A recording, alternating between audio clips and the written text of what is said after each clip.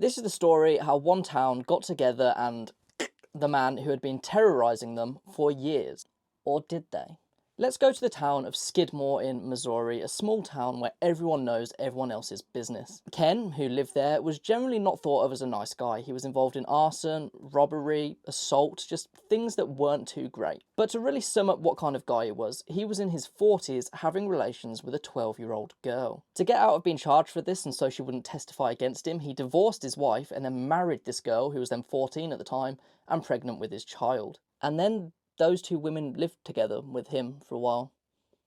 In order to get the parents to agree to this marriage, he allegedly burnt down their house and shot their dog, although they do dispute this. Other people claim it to be completely true. Throughout his life, Ken was charged with multiple things, but he never went to jail. In fact, at one point, he shot a man in the stomach and just walked free.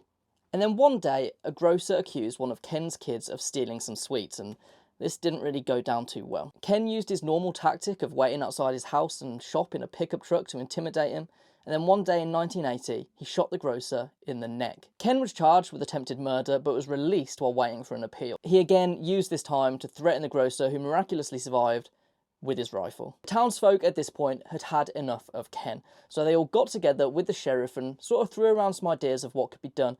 The sheriff advised them to set up a neighbourhood watch, but don't do anything, just in case Ken continues to be dangerous. And then, as the sheriff left town, Ken drove into town and went to the local bar with his wife. The townsfolk headed over there. They sat with him, they drank some beer, but they noticed there was a different energy.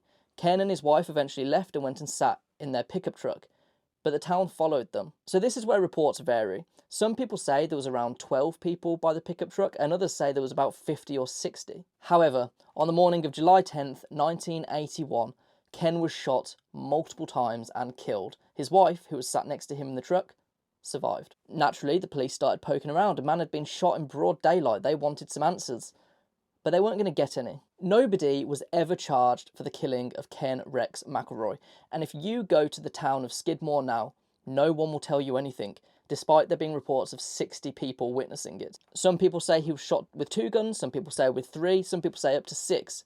No one really knows. But one thing is for sure, some of those people know who shot Ken, and nobody has said a word, and to this day, if you go to Skidmore, no one will tell you who shot Ken Rex McElroy. Ken had loads of children and they still want answers, but I don't think they're going to get any. The town of Skidmore have unanimously decided that they're never going to snitch on each other. If you want more interesting stories like this, hit the follow button. Or, if you want more details on this, search That's What People Do wherever you get your podcasts.